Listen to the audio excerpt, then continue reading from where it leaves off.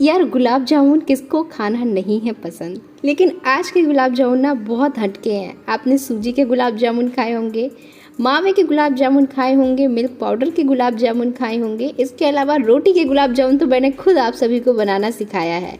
तो आज हम बनाएंगे बिल्कुल डिफरेंट तरीके गुलाब जामुन, और ये हैं पार्ले जी बिस्किट से बने हुए गुलाब जामुन।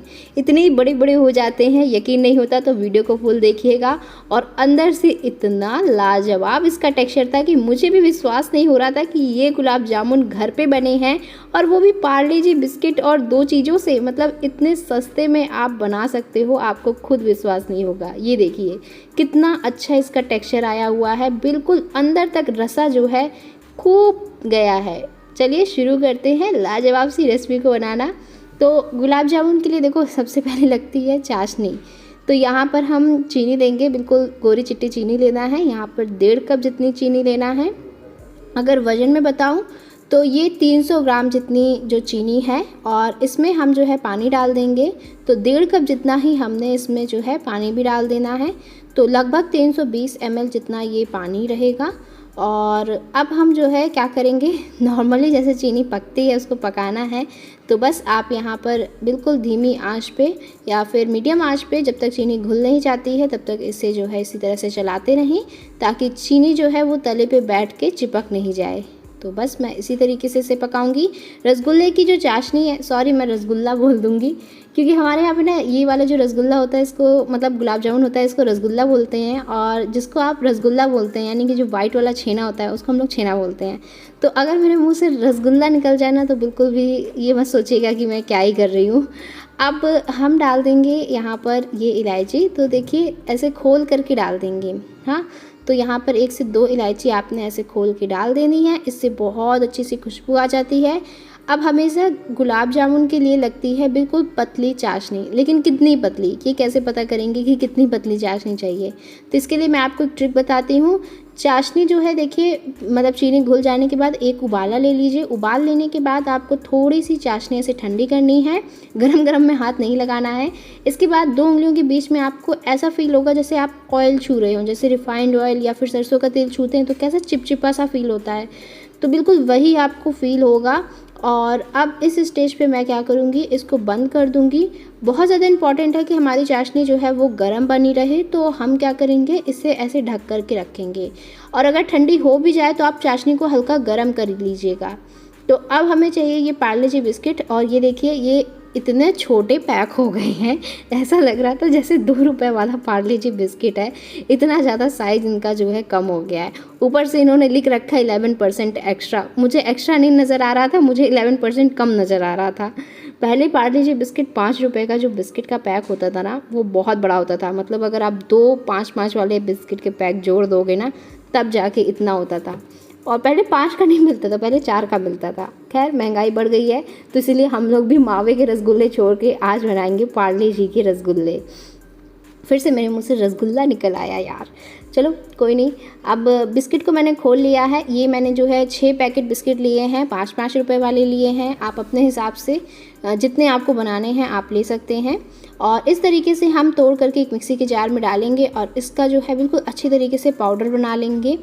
तो ये देखिए ये जो है इसका पाउडर बन गया है। और जिनके पास मिक्सी नहीं है वो क्या कीजिए, किसी पन्नी के अंदर भर लीजिए जिसमें जैसे सील हो, जैसे कि जो हल्दीराम वाले होते हैं ना, तो उसमें सील लगी होती है जो पैकेट्स होते हैं नमकीन के, तो उनके अंदर डालिए। और इसके बाद कोई लुढ़वा लीजिए या फिर बेलन लीजिए, उससे अच्छे से पटक पटक के तोड़ दीजिए। बिस्किट है यार, टूट ही जाएगा। और इसके बाद देखिए आटा छानने वाली चलनी से हमें इसे छान लेना है। तो बिल्कुल महीन आप इसे छानेंगे। और देखिए मैं क्या कर रही थी, मैं इस पे तोड़ के डालती जा रही थी। कभी कभी दिमाग काम ही नहीं करता। और अब हम डालेंगे देखिए ये मैदा। तो यहाँ पर आप मैदा या फिर आटा कुछ भी ऐड कर सकते हैं। तो यहाँ पर 2 टेबल स्पून जितना मैंने मैदा डाला है, और उसी के हिसाब से मैंने 2 टेबल स्पून ये यहाँ पर मिल्क पाउडर भी डाल दिया है। तो ये मैदा एक तरफ डाल दिया, एक तरफ 2 टेबल स्पून मिल्क पाउडर, और थोड़ा सा इलायची का पाउडर डाल दिया है ताकि बिस्किट का फ्लेवर नहीं आए। हालांकि देखिए बिस्किट के रसगुल्ले सॉरी बिस्किट के गुलाब जामुन हैं, तो बिस्किट का फ्लेवर हल्का आएगा ही आएगा, लेकिन बिस्किट को इस तरीके से खाया जा सकता है वो आपने कभी नहीं सोचा होगा। नॉर्मल दूध लेंगे, ठंडा गर्म दूध नहीं लेना है कि फ्रिज से बिल्कुल ठंडा ठंडा निकाला और ले लिया, और ना ही हमें एकदम गरम गरम दूध चाहिए कि उबल रहा है और लेके आ गए। हमें नॉर्मल दूध चाहिए, जैसे कि आपने दूध उबाला और उसके बाद ठंडा हो रहा है आराम से रूम टेम्परेचर पे, 2-3 घंटे जब वो ठंडा हो गया इसके बाद आपने यूज़ करना है, ठीक है। और बेसिकली रूम टेम्परेचर पे होना चाहिए। अब इस तरह से इसका हमें बिल्कुल सॉफ्ट डो लगाना है, ये बहुत इंपॉर्टेंट चीज़ है कि इसका हमें सॉफ्ट डो लगाना है। अब ऐसे ढक करके छोड़ देंगे, कम से कम 10 मिनट का रेस्ट दीजिए, और इसके बाद हाथों पे तेल या फिर घी डालते हुए हम जो है क्या करेंगे, इसको मसलते हुए इसका एकदम चिकना डो लगा लेंगे। तो बहुत अच्छे से हम इसको मसलेंगे इस तरीके से, इसकी अच्छे से गुथाई करेंगे बढ़िया तरीके से जब तक कि ये चिकना नहीं हो जाता। और ये देखिए अब ये चिकना हो चुका है। इसी तरीके से आपको मसल के बिल्कुल चिकना सॉफ्ट डो लगा करके लेना है। अगर डो टाइट रहेगा तो आपके जो गुलाब जामुन हैं उनमें अंदर गांठें बन सकती हैं, या फिर हो सकता है कि वो जो है क्रैक भी हो जाएं। तो बस ध्यान रखिएगा कि एकदम सॉफ्ट डो आपको लगाना है। इसके बाद इस तरह से रोल कर लीजिए, कट कर लीजिए, इसकी एक बराबर लोई बना के इस तरह से हमें इसके जो गुलाब जामुन है वो बना लेने हैं। देखिएगा कि कोई भी प्रकार का क्रैक्स वगैरह ना रहे, एकदम चिकने स्मूथ आपके जो गुलाब जामुन हैं वो बनने चाहिए। अगर क्रैक रहता है ना तो इसमें भी यही प्रॉब्लम है कि जैसे मावे की अगर आप बनाओगे तो उसमें क्रैक होगा तो वो फट जाता है, ठीक इसमें भी वैसे ही होता है। अब देखिए मैंने तेल डाला है, बहुत ज़्यादा नहीं डाला है, और इस तरीके से तेल को हम क्या करेंगे, गरम करेंगे, लेकिन बहुत ज़्यादा गरम नहीं, लेकिन इतना ठंडा भी नहीं करेंगे। बस मैं तेल को चेक कर रही थी, जैसे इस तरह से बुलबुले आने लगेंगे ना, तब हम धीरे धीरे करते हुए ये सारे के सारे गुलाब जामुन एक के बाद एक डाल देंगे। हाँ, एक बार में सारे के सारे मत डालिएगा, एक बार में कम ही डालिएगा, क्योंकि देखिए तेल भी कम लिया है। और अगर कढ़ाई जो होती है ना, उसमें मैंने आपको कई बारी बताया कि अगर आप बहुत ज़्यादा गुलाब जामुन डाल दोगे, कभी भी कोई भी गुलाब जामुन अगर आप बनाओ तो उसकी हीट मीडियम मतलब धीमी आंच रखने पर भी बहुत ज़्यादा हो जाती है। तो क्योंकि डेंसिटी इन लोगों की इनकी बीच की कम हो जाती है, इस कारण क्या होता है कि बहुत ज़्यादा हीट हो जाती है। आप कितना भी लो फ्लेम रखो वो लो नहीं हो पाता, ठीक है। अब हम लोग बाज़ार में तो देखते हैं कि इकट्ठा इतने सारे पक रहे होते हैं बड़ी सी कढ़ाई में और आराम से पक रहे होते हैं, तो घर में भी यही सोचते हैं कि इकट्ठा डाल दो जल्दी जल्दी हो जाए, लेकिन ऐसा बिल्कुल मत कीजिएगा, कम कम डालिएगा जैसे मैंने डाला हुआ है।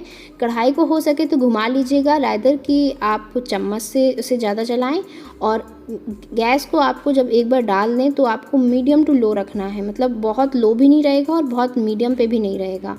और एक छोटी चम्मच की मदद से आप इसे इस तरह से चलाते रहें जब तक कि इसका जो कलर है वो हल्का सा चेंज नहीं हो जाए। तो देख सकते हैं मैंने कुछ इस तरीके से इसे चलाया हुआ है। हल्का बहुत क्रैक भी पड़ेगा, लेकिन ये मावे की मतलब गुलाब जामुन जैसे बिल्कुल फटेंगे नहीं, क्योंकि क्या होता है मावे के गुलाब जामुन या तो बिल्कुल बिखर जाते हैं तेल पे, या फिर जो है वो अच्छे से अंदर पक नहीं पाते और उनमें गांठें रह जाती हैं। तो इस तरह से बिल्कुल भी नहीं होगा, ये आपके हल्के से क्रैक जो है आएंगे, आप खुद देख सकते हैं यहाँ पर गुलाब जामुन में हल्के से क्रैक आए हैं। और बस इस तरह से ये बन गए हैं। हम इसी तरीके से जो है निकालते जाएंगे और इनको जो है जो हमारा चाशनी है उसके अंदर डालते जाएंगे। चाशनी हल्की गरम ही रखिएगा, लेकिन बहुत ज़्यादा गरम भी मत रखिएगा। तो देखिए मैंने इस तरह से बना करके इसमें डाल दिए हैं और बहुत अच्छे से फूल जाते हैं। बस इतना ध्यान रखिएगा कि जब गुलाब जामुन डालें तो वो गरम हो और चाशनी भी आपकी हल्की गरम हो, ठीक है। अब मैं आपको इसे काट के भी दिखाऊंगी कि कितना बढ़िया इसका टेक्सचर आया है। ये देखिए, ये मैंने रसा डाला है, और क्योंकि हमारा बिस्किट का था ना तो अंदर से वाइट तो होगा ही नहीं, तो ये आपको काटने पे पता चल ही जाएगा, खुद ही से आपको समझ में आएगा कि ये कितने ज़्यादा सॉफ्ट बने हैं और कितना बढ़िया जो है इसका टेक्सचर आया हुआ है। वीडियो अच्छा लगे तो जाते जाते प्लीज़ लाइक करना, और इंस्टाग्राम पे फॉलो नहीं कर रहे हो वहाँ पे फॉलो करना। बाय बाय, मिलते हैं नेक्स्ट रेसिपी में।